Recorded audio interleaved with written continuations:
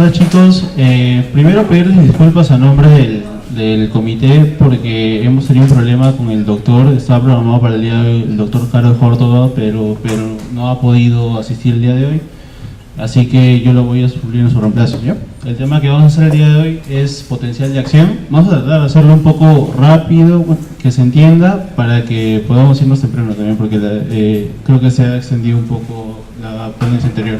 Bueno, para comenzar, les debo decir que vamos a tocar estos puntos, que son, quizás ya ustedes tengan conocimientos previos de esto, y vale decir que el tema que les voy a presentar es, por así decirlo, una continuación de los dos temas anteriores. Así que si han estado atentos a la primera ponencia y a la segunda ponencia, esto va a ser sencillo. Vamos a desagregar estos temas. Primero, hablemos un poco de membrana celular. Esto es un concepto que lo manejamos ya algunos desde la academia, primer año, los que ya pasan a segundo año. Nosotros tenemos un concepto vago que se ha manejado hace tiempo, que era una membrana bicapa fosfolipídica que separaba el medio externo y el medio interno, ¿no? El ambiente extracelular y el ambiente intracelular o el citoplasma, ¿sí? Sin embargo, nosotros sabemos que con el pasar de los años se descubrió que no solamente era una capa de fosfolípidos, sino que también, a su vez, habían proteínas que podían estar tanto solo en un extremo, en el extremo interno, en el extremo externo, o que podrían ser transmembrana, que podrían atravesar toda la membrana y conectar tanto el medio externo como el medio interno. Ahora, esto es importante, ¿por qué? Porque justamente son estas proteínas las que nos van a permitir una comunicación más continua, porque si nosotros tenemos esta vista, es como si fuese simplemente una pared, como si el medio interno fuera simplemente las paredes de un aula sin que hubieran puertas. Estas proteínas van a ser las puertas que nos van a permitir la comunicación del medio interno con el medio externo, ¿sí? Ahora, esta comunicación, ¿qué nos va a permitir? Nos va a permitir que, por ejemplo, a la célula ingresen sustancias como el hidrógeno, el CO2, el oxígeno, el mismo agua, otro tipo de sustancias como la urea, los ácidos grasos, los esteroles, proteínas, puedan pasar. Todo esto gracias a las proteínas de membrana. Entonces, este pase puede darse de distintas formas. Hay algunas sustancias como las que les muestro acá, que son gases, el nitrógeno, el agua, el oxígeno, el CO2, que pueden pasar por difusión simple. Eso también lo hemos visto ya desde STEAM. Difusión simple, que no necesitan ningún canal que les va a permitir el pase. En cambio, hay otras sustancias que van a ser más pesadas, más grandes, incluso como la urea, que va a tener un transportador que les va a permitir ingresar a la célula, ¿sí? Una difusión facilitada, simplemente que va a haber un canal que va a ser específico a estas sustancias, que va a permitir que al ingresar o al tener contacto con este canal pueda ingresar sin que haya un uso de energía, como lo son en este caso, por ejemplo, los iones, la glucosa, los aminoácidos, que va a tener un transportador que sí va a requerir energía, ¿sí? Vemos acá que se consume el ATP. Por ejemplo, hay sustancias que necesitan, por ejemplo, la bomba de sodio y potasio, necesitan ATP para que puedan eliminar sodio y absorber potasio. ¿Ya? Y esto nos va a permitir que en el medio interno, en el medio intracelular y en el medio extracelular se pueda concentrar más unas moléculas o iones, como podemos ver acá, por ejemplo, el sodio, el potasio, el calcio, que se pueda concentrar más en un lugar que en otro, ¿sí? ¿Y eso por qué? Porque digamos que intracelularmente va a tener una mejor función que la que tiene extracelularmente, o el equilibrio que se va a dar acá va a ser el equilibrio que se necesita para que la célula funcione de manera adecuada, ¿sí? Hasta acá todos sabemos que, por ejemplo, en el extracelular, que va a ser, digamos, comparable a lo que nosotros medimos en la sangre, el sodio debería tener una concentración de más o menos 145 milimoles, el potasio de aproximadamente 4 milimoles, igual que el calcio. Sin embargo, intracelularmente vemos que el sodio está casi 12 veces menor, es casi 12 veces menor, y el potasio es abismalmente mayor, son casi 40 veces la concentración que en el extra. Y el calcio, vemos acá que está en milimoles, acá está en micromoles. Es más, debería ser una décima potencia, no, 10 a la menos 7 más o menos a comparado de esto. Entonces, el calcio está comparablemente reducido en el intracelular a comparación del extracelular, ¿sí? Y, por ejemplo, esto cuando veamos algún mecanismo patológico en el cual va a haber un aumento en el ingreso de calcio, puede que se activen otras cascadas que van a activar la muerte de la célula. ¿Por qué? Porque como vemos acá, las concentraciones deben ser mínimas. Y cuando se elevan, esto va a activar ciertos canales. Del mismo modo con el cloro, demás aniones y el bicarbonato, que también la doctora misma les ha explicado cómo es que sale de nuestro cuerpo. Ahora, haciendo esta comparación, vamos a basarnos en estos tres iones que van a ser, digamos, los más significativos para nosotros en este caso. Como les mencionaba, este va a ser el sodio, estas bolas rojas, estos círculos rojos, que vemos que en el intracelular está como en 1 y acá como en 12 más o menos. Y el extracelular es el potasio, este cuadradito, este rombo, va a ser como 4 y acá va a ser como 160 más o menos, ¿no? Y el cloro también está más concentrado en el extracelular y en el intracelular. Ahora, gracias a esta membrana fosfolipídica que también tenía las proteínas que les había mencionado, que se va a permitir que haya un flujo de donde está más concentrado hacia donde está menos concentrado. Eso también ya lo explicó la doctora, ¿verdad? Entonces, ¿qué es lo que va a pasar acá? Bueno, acá otro cuadrito en el cual vamos a ver las concentraciones y acá está igual comparable en tamaño, ¿no? Ahora, gracias a esta distribución de iones que va a haber un conjunto de cargas que va a estar más adentro que afuera. Digamos, aproximadamente menos 90 milivoltios se habla acá en el músculo. ¿Esto qué nos quiere decir? Acá, por ejemplo, si hacemos una suma de cargas, estas que son positivas y estas que son negativas, ¿ya? Positivas y negativas, más o menos nos va a dejar una diferencia de cargas. Claro que estas tres no van a ser todas. Vemos acá que va a haber una mayor diferencia si agregamos a las proteínas, a los aniones que van a estar acá sumado al bicarbonato. ¿Esto que nos va a dar? Que en el intracelular va a estar a comparación del extra más negativo, ¿sí?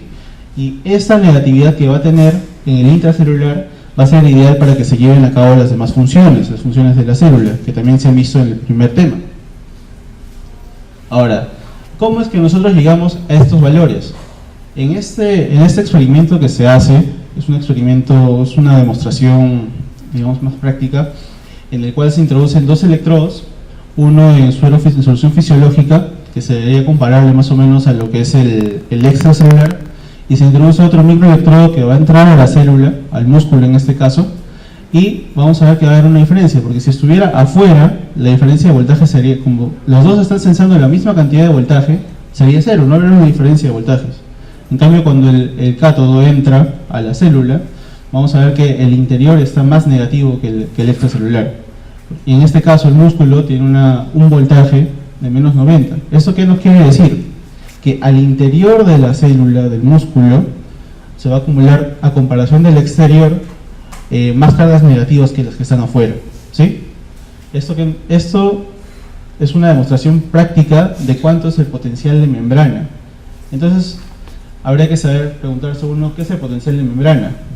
El potencial de membrana básicamente sería eso, esa distribución o esa diferencia que va a haber de cargas positivas y negativas con respecto del medio interno con el medio externo. ¿Hasta acá me siguen? ¿Sí? Básicamente eso. Pero no todas las células tienen este mismo potencial de membrana. Vemos acá que en el músculo son menos 90 milivoltios. Sin embargo, si nosotros vamos a otras células, por ejemplo la neurona va a tener un potencial de membrana de menos 70 milivoltios, el mismo músculo liso, menos 60 milivoltios, o incluso los eritrocitos van a tener menos 10 milivoltios. Ahora, ¿cómo es que se va a generar esto?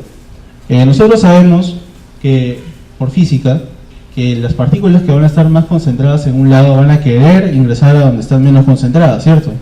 Por ejemplo, en este caso, están separadas por una membrana impermeable, ¿sí? Vamos a ver que no hay ninguna compuerta. En cambio, si nosotros le abrimos una compuerta para el sodio, como acá está más concentrado, va a querer irse para acá.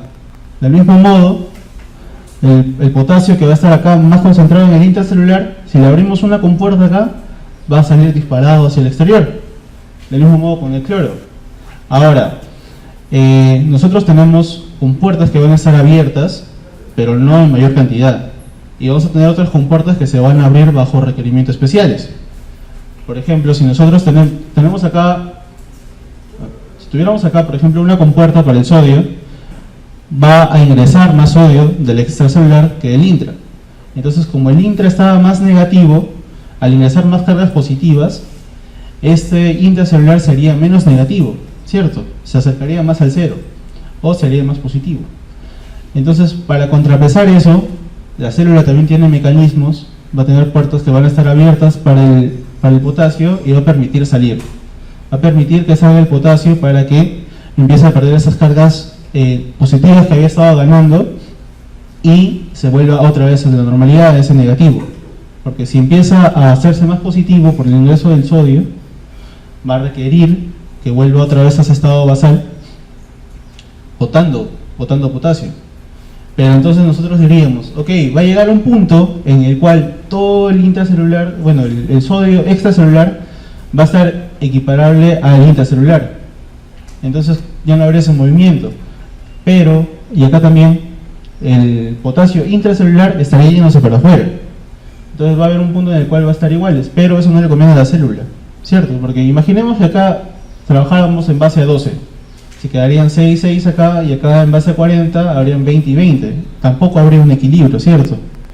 Acá vemos que también va a haber una fuerza mayor que va a botar el potasio. Entonces, para eso también sirven las otras compuertas que van a servir con energía, que es la bomba sodio-potasio.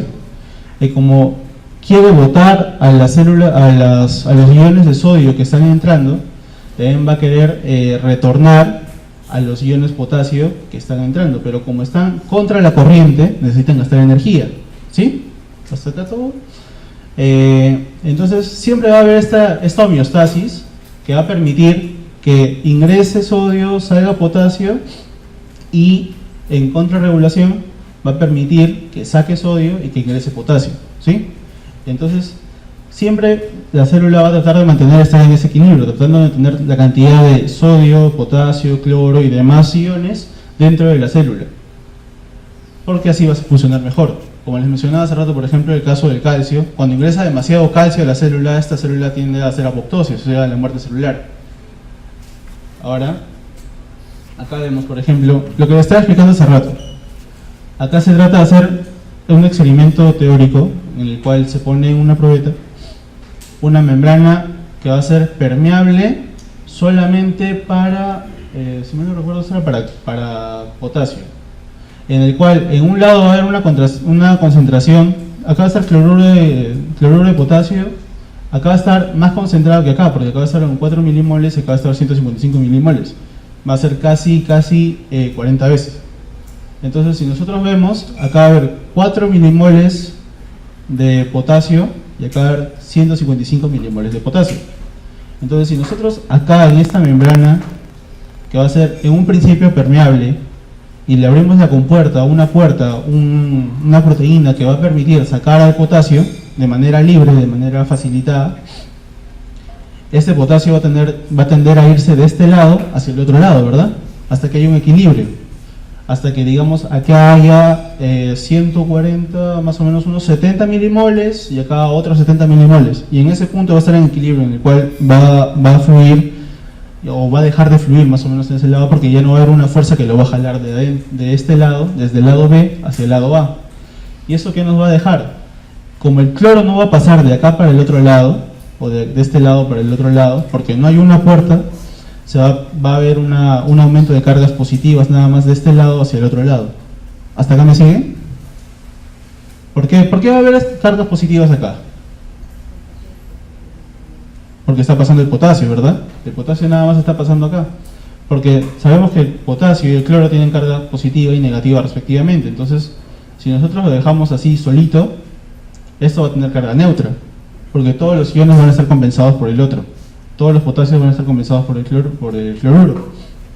En cambio, si nosotros abrimos la puerta para el potasio va a ir de este lado que estamos concentrados hacia el otro lado. Entonces, está yendo más cargas positivas acá, y a su vez, acá se están concentrando más cargas negativas, porque solo se va a quedar el cloruro, ¿cierto? Acá solamente va a haber cloruro, básicamente, y el potasio se va a acumular al otro lado. Entonces, este lugar se va a ver más negativo, tanto porque pierde cargas positivas y se acumulan las negativas, y acá porque empieza a ganar cargas positivas. Entonces, vemos que acá esta membrana se va a polarizar. Esto mismo es lo que va a ocurrir en la membrana celular, ¿sí?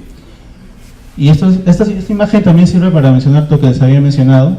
Estos canales van a ser los que normalmente van a estar abiertos para el sodio, para el potasio, que va a permitir que el sodio ingrese, que el potasio salga, debido a la misma fuerza que hay de concentraciones, y va a haber un contrarregulador que va a ser esta bomba de sodio-potasio que va a sacar 3 iones y va a ganar 2 potasios otra vez, ¿no? Y todo esto depende de la energía. Ahora, estas son fórmulas físicas que básicamente no la van a usar, solamente las pongo para que vean de qué va a depender. Por ejemplo, este flujo, o esta concentración, bueno, esa es la corriente eléctrica, eso quiere decir el paso de moléculas que va a haber a través de un canal, va a depender de la diferencia de voltaje que va a haber, en este caso el potencial de membrana, ¿no? Eso básicamente es lo que quiere decir. Ahora, ¿en qué lo vamos a aplicar? En estas fórmulas. Después de varios experimentos que se hicieron, esto seguro ya lo han visto en biofísica, en física, se llegó a esta fórmula, el potencial de equilibrio de Nernst, en el cual así como en esta fórmula, como en este ejemplo, el potasio va a tender a ir de una concentración mayor a otra, siempre y cuando haya un canal. Del mismo modo vamos a tener acá, en el cual, para un ion específico, vamos a tener una constante, que va a ser, por ejemplo, acá, la constante de los gases, la temperatura, que en el cuerpo humano va a ser de 37 grados, y otras constantes más que van a depender del ion. Por ejemplo, en este caso, como el ion es acá monovalente, acá la constante sería 1, en cambio si fuese bivalente como el calcio sería 2. Entonces todo esto va a depender de cada molécula. Y se va a tener en cuenta la relación que hay entre el ion intracelular y el extracelular, ¿sí? Y en base a eso nosotros vamos a tener un potencial para cada ion. En este caso, si por ejemplo, si nosotros quisiéramos aplicar la fórmula acá, considerando este el intracelular y este el extra, lo podemos poner estos valores de 155, 4, acá, para el ion potasio, en este caso acá, bueno, 4 y 155, en relación con las constantes, y vamos a tener un potencial específico para el potasio, ¿sí? Del mismo modo para el sodio, para el calcio, para el cloro, que van a ser iones que van a tender a difundir a través de la membrana. Ahora, en este ejemplo, vamos a tener graficado a través de una célula, esta sería la célula, esta sería el intracelular y el extracelular, y vamos a ver representados con las flechas más o menos la tendencia que tiene cada ion a salir y a volver. Por ejemplo, si nosotros tenemos acá, vamos a calcular el potencial de Nernst con respecto al cloro. Con respecto al cloro, el potencial sería menos 90, y el potencial de las células, suponiendo que esta es una célula muscular, el potencial de membrana es de menos 90. Si tenemos el potencial del cloro, que va a ser menos 90, restado al potencial de membrana, que va a ser, básicamente va a estar en equilibrio. ¿Eso qué quiere decir? Que la misma cantidad que va a ingresar a la célula va a ser la misma cantidad que va a salir, ¿sí? Eso va a depender tanto de la célula, de la polaridad que va a tener la célula, y del potencial que va a tener cada ion. Vamos a otro caso, por ejemplo el caso del sodio. Nosotros tenemos el sodio, bueno, acá están las constantes, va a tener una concentración extra de 145 e intra de 12, perdón.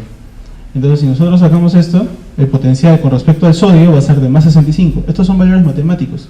Entonces, nosotros vemos que el potencial de membrana, que va a ser menos 90, y el potencial del sodio, restados, van a ser menos 155. ¿Esto qué nos quiere decir? Que el sodio va a tener mayor tendencia a entrar.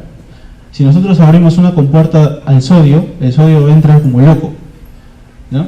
Va a tener una tendencia a estar hacia adentro, las flechitas serían hacia adentro, hacia el lado negativo. Vamos por el otro lado, al lado del potasio. Si nosotros consideramos acá el extra, que sería 4, y el intra de 155, vamos a tener menos 95. Haciendo la resta con el potencial de membrana, sería un potencial de más 5 milivoltios. ¿Esto qué nos quiere decir? que si nosotros abrimos va a haber una mayor tendencia a que el potasio salga, ¿sí? Esto ya son valores matemáticos que vamos a tener en consideración, pero simplemente el 0 nos va a decir que si sale, lo mismo que sale va a entrar. Que sea negativo va a indicar que va a entrar a la célula. Y el número nos va a indicar básicamente con qué potencia va a entrar. Si por ejemplo este número fuese aumentar a 160, va a tener una mayor tendencia a entrar. En cambio, si este valor, por ejemplo, de 5, que sería una tendencia mayor, ligeramente mayor a salir, aumentara a digamos más 20, va a tener una tendencia mucho mayor a salir, ¿cierto? ¿Y esto en qué es importante? ¿Sí? Bueno, ¿esto en qué es importante? Es importante, por ejemplo, en el caso de las personas que tienen problemas para la regulación de los electrolitos. Por ejemplo, si se acumula más sodio, se acumula más potasio en el extracelular, este mecanismo, estas fuerzas se van a ver alteradas. Por eso es importante también saber el equilibrio hidroelectrolítico. Porque, por ejemplo, si nosotros normalmente tenemos entre 3,5 y 5,5 de potasio en el extracelular. Pero ¿qué pasa si, por ejemplo, una persona tiene un problema en los riñones y empieza a retener potasio? Este número va a ir aumentando. O haciendo los cálculos quizás se vuelva más negativo o más positivo. Entonces, ¿esto qué nos va a decir? Que por ejemplo, si el potasio salía con una fuerza, si por ejemplo fuese más baja, si llegara a ser 0, en este caso, el potasio va a necesitar mucha mayor fuerza para poder salir, o va a necesitar otros impulsos para poder salir. Y si fuese más alto, la célula perdería potasio con mayor facilidad. Esa es la razón por la cual básicamente vemos esto. El potencial de membrana, que se va a determinar básicamente con esta fórmula. El potencial de membrana va a venir a ser dado simplemente por casi la misma fórmula, pero que va a tener que estar en relación con los potasios, con los iones que le van a dar mayor importancia o le van a dar mayor valor al potencial de la célula, que van a ser justamente el potasio, el sodio y el cloro. Todo esto va a depender de la permeabilidad, de cuán permeable va a ser la célula a estos iones. Entonces, si nosotros vemos acá, teóricamente nosotros podemos calcular este valor de 90 con la cantidad de iones que va a tener dentro de la célula y la cantidad de iones que va a haber fuera de la célula. Y esto va a permitirnos, de acuerdo a la permeabilidad de cada célula, dependiendo si, por ejemplo, una célula neuronal es diferente a una célula muscular. ¿Por qué? Porque la célula neuronal tiene otra cantidad de canales, a diferencia del músculo, por ejemplo. Entonces, la permeabilidad va a ser diferente. ¿Ya? En este caso, este valor va a ser el que se nos va a dar para poder calcular eso. Entonces, siguiendo con esto, el potencial de membrana, como les mencionaba hace rato, es básicamente la capacidad o una fuerza que va a tener la misma célula de adquirir o eliminar iones, ¿no? Los iones van a trabajar como si fuese los canales actúan como si fuese una resistencia y va a haber un flujo a través de que sería en amperios. Y la capacitancia de la célula sería la capacidad que tiene para dejar células afuera, tanto fuera como adentro. Ahora, en este caso, lo que vamos a tener acá es qué tanto de esta corriente que pasa a través de la célula se va a ir perdiendo a lo largo de la distancia, ¿sí? Por ejemplo, en este caso, si nosotros estimulamos a la célula con este voltaje y ponemos con esta intensidad y tenemos un medidor de voltaje acá, por ejemplo, acá estimulamos a la célula y conforme pasa el tiempo, el voltaje va a cambiar, va a aumentar y va a empezar a bajar. Va a tener una constante de tiempo en el cual llega al 73% de la despolarización. Y esto es en relación al tiempo, y esto sería en relación a distancia. Por ejemplo, si nosotros estimulamos acá con este amperaje y empezamos a medir cada cierta distancia los voltajes que va a haber, vemos que por acá, si estimulamos por acá, a lo largo de acá va a haber resistencias. La misma membrana es una resistencia que va a pasar a lo largo de esto, y conforme va llegando más lejos, menos va a ser el voltaje que va a haber. Si acá hay una estimulación que va a venir así en curva, va pasando, va bajando en una constante de distancia. Ahora, ¿esto por qué es importante? Porque si por ejemplo nosotros tenemos acá si queremos estimular acá Bueno, supongamos que acá hay un canal dependiente de voltaje y nosotros lo estimulamos. Se va a generar una despolarización de esta membrana linealmente, pero cuando llegue acá, este voltaje ya no va a ser el mismo. Y si nosotros ponemos acá otro canal que va a detectar el mismo voltaje que va a llegar acá y todavía está apto para abrirse, acá va a haber otra despolarización. Del mismo modo acá, entonces acá habría otra despolarización y otra despolarización. ¿Y esto por qué es importante? Es importante, por ejemplo, en el caso de la neurona. Ahorita les voy a explicar por qué. Por eso también quería llegar a la parte de los canales de voltaje. Los canales de voltaje van a ser proteínas que van a detectar estos cambios en los iones, en el potencial de membrana, y va a haber un cambio en la configuración estructural que va a haber y va a permitir el paso de estos iones. Por ejemplo, acá tenemos canales de potasio dependientes de voltaje, canales de sodio dependientes de voltaje, también vamos a tener canales de calcio y demás. Ahora, esto nos va a permitir que, por ejemplo, en una neurona o por ejemplo en el mismo músculo que lo vamos a ver mañana, haya un ingreso o una despolarización, ingrese, cambie el voltaje, cambie el mismo potencial de membrana y se redistribuye a lo largo de la membrana. Entonces, si nosotros más adelante encontramos otros canales de sodio voltaje dependientes, entonces esos canales de voltaje de sodio voltaje dependientes también se van a abrir. Entonces va a ser como una reacción en cadena. Esto lo vamos a ver, por ejemplo, en el caso de la neurona. En este caso, nosotros sabemos que, por ejemplo, tenemos un lugar en los nodos de Ranvier que va a tener una alta concentración de proteínas de membrana dependientes de voltaje que van a permitir el paso del sodio. Si nosotros la despolarizamos acá, va a haber un ingreso del sodio, porque el sodio estamos concentrado en el extra, ¿cierto? Como estamos concentrados en el extra, va a entrar a la célula y esto va a generar una despolarización. Pero la misma mielina que va a rodear a la neurona va a disminuir la resistencia misma que era de la membrana celular y va a permitir esos saltos que conocemos. Entonces, al llegar acá al otro nodo de Ranvier, va a haber otra vez concentraciones altas de proteínas voltaje dependientes que van a permitir el ingreso de sodio y otra vez va a despolarizar la membrana. Eso es como así que si por ejemplo despolarizamos acá, va a despolarizar acá y acá y acá. Ese es el impulso saltatorio.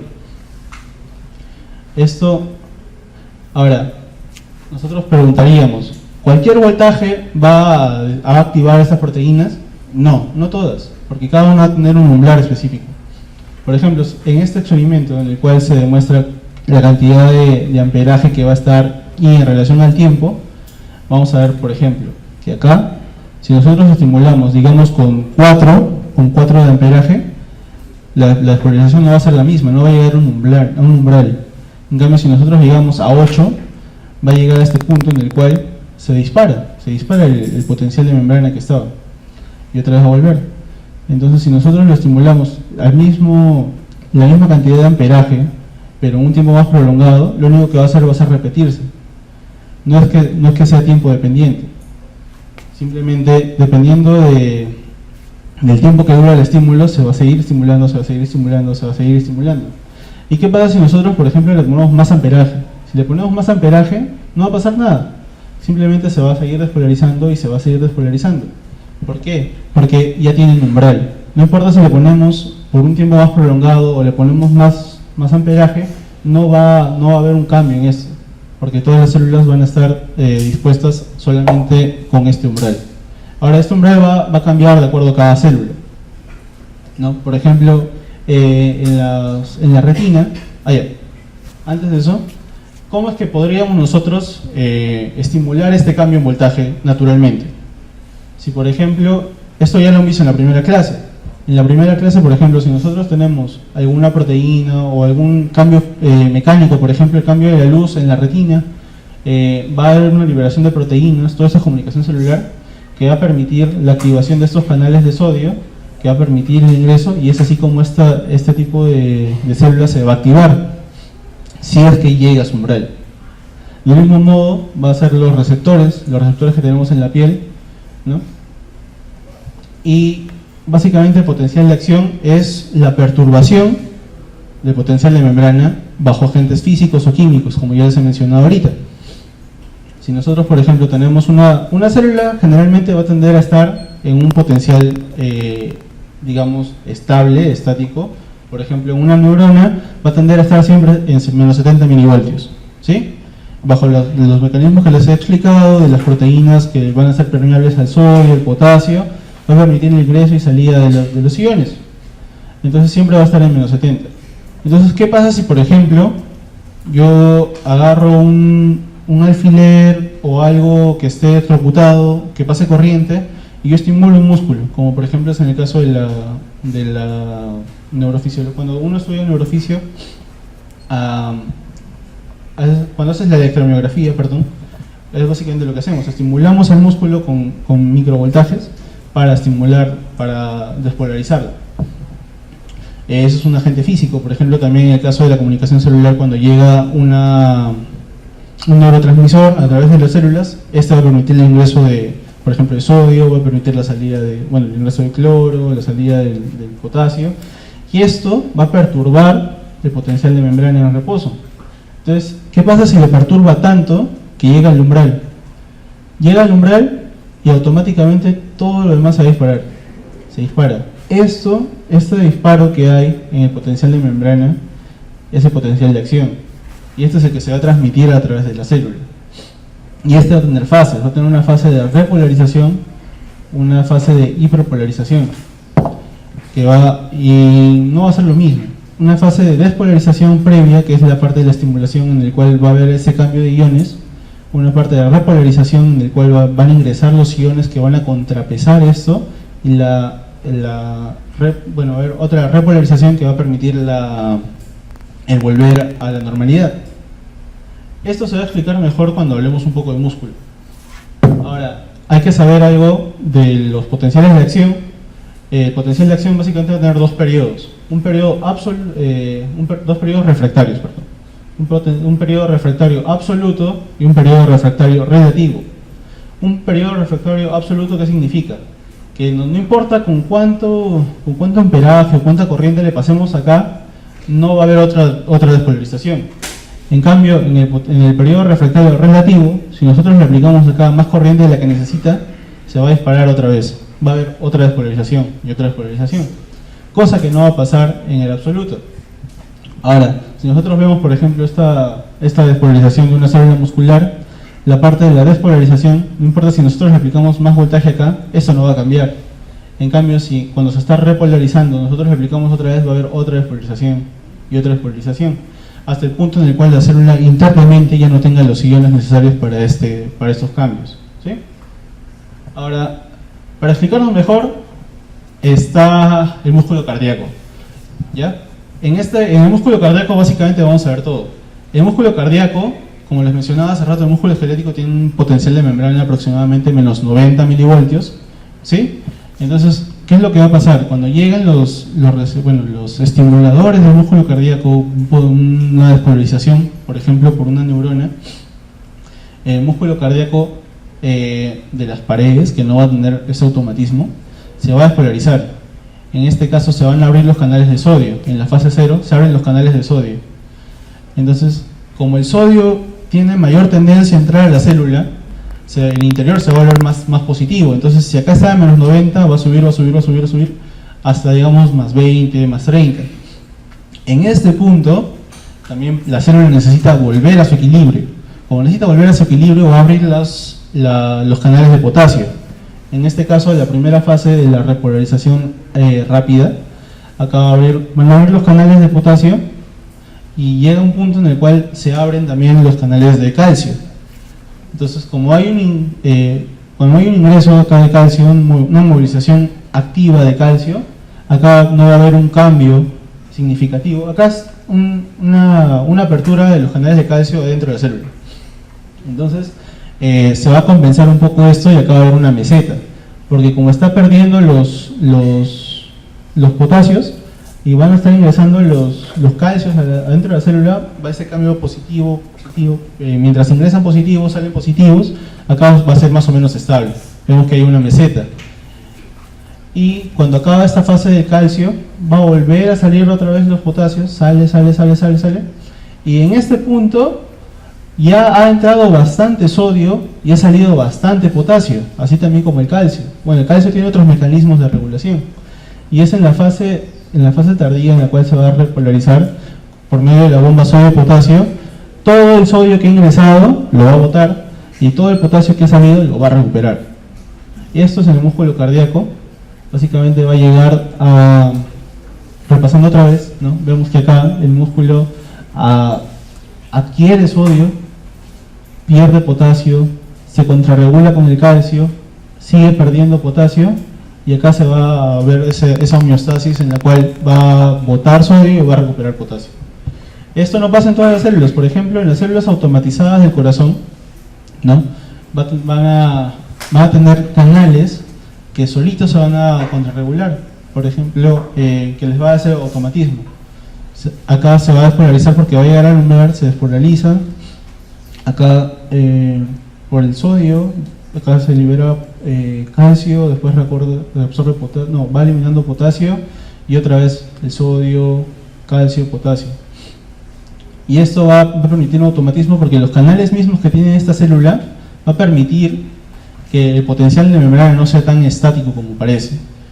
Si lo normal es que esté en menos 60, gracias a estas proteínas que tiene, va a botar sodio, entonces, bueno, mejor dicho, va a absorber sodio, absorbe sodio, se vuelve más positivo, llega al umbral y se dispara otra vez. Otra vez, absorbe sodio y se dispara otra vez. Esa es la razón por la cual están automatizadas. Y con esto, ¿qué les quiero decir? Que, por ejemplo, esta célula va a requerir un agente físico, por ejemplo, el de estas células, que van a despolarizar a las otras como estas, y estas van a depender, bueno, básicamente de estas. Y estas van a ser diferentes de las normales, porque van a tener proteínas de pared diferentes, que le va a permitir despolarizarse solas.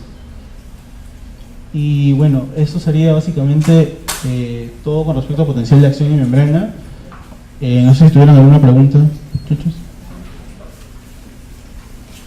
¿Sí? El impulso eléctrico del músculo cardíaco, ¿de dónde proviene? Ya.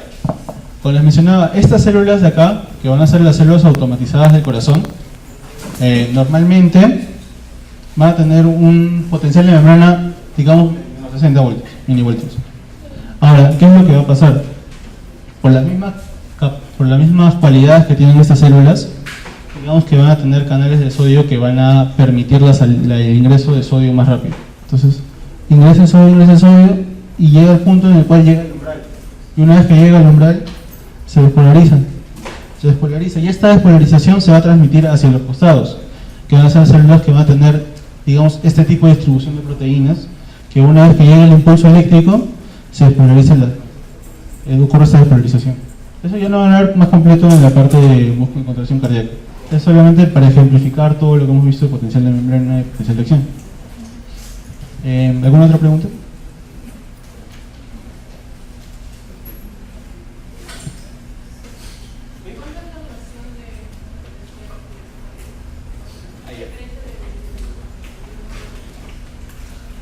A ver.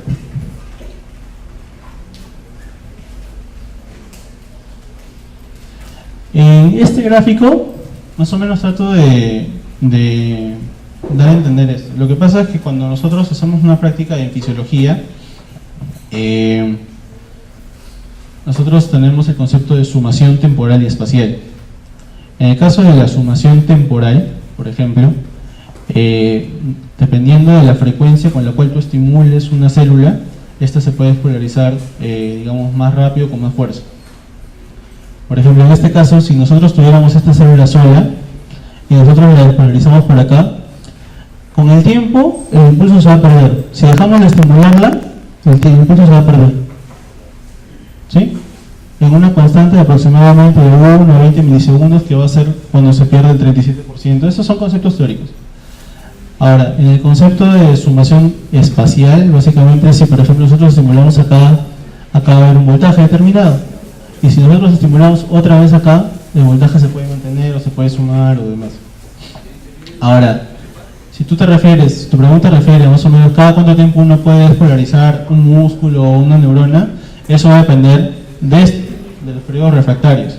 Si por ejemplo, tú quieres estimular a la célula cuando recién se ha escolarizado, va a estar en fase en periodo refractario absoluto. Eso quiere decir que no importa cuánto voltaje tú le pongas, no se va a escolarizar de nuevo. En cambio, si por ejemplo yo le pongo otro estímulo por acá, antes de que llegue el umbral o antes más arriba o pasando, otra vez se despolariza. Eso va a depender de con qué frecuencia tú le estimules. Porque a diferencia del músculo cardíaco, esto es el músculo de las células automáticas del corazón, esa sí tiene una frecuencia determinada porque ellas solo se regulan. En cambio, acá, en esta célula, por ejemplo, no tiene una estimulación sola, tiene estimulado.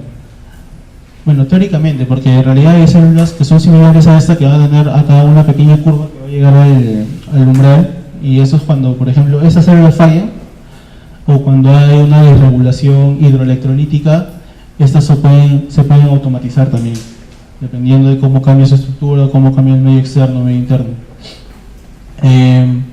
Por ejemplo, si tu pregunta también iba, ¿cómo es que esto cambia de frecuencia? Esta curvita va a ser dependiente de los impulsos del sistema nervioso autónomo. Por ejemplo, si tú le pones más, digamos, adrenalina, esta curva ya no va a ser tan echada, sino va a ser un poco más vertical. Entonces el intervalo entre onda y onda va a ser mucho menor. Así es como aumenta esto en este caso. ¿Sí? ¿Responde tu pregunta? ¿O alguna otra pregunta, chicos? ¿Sí?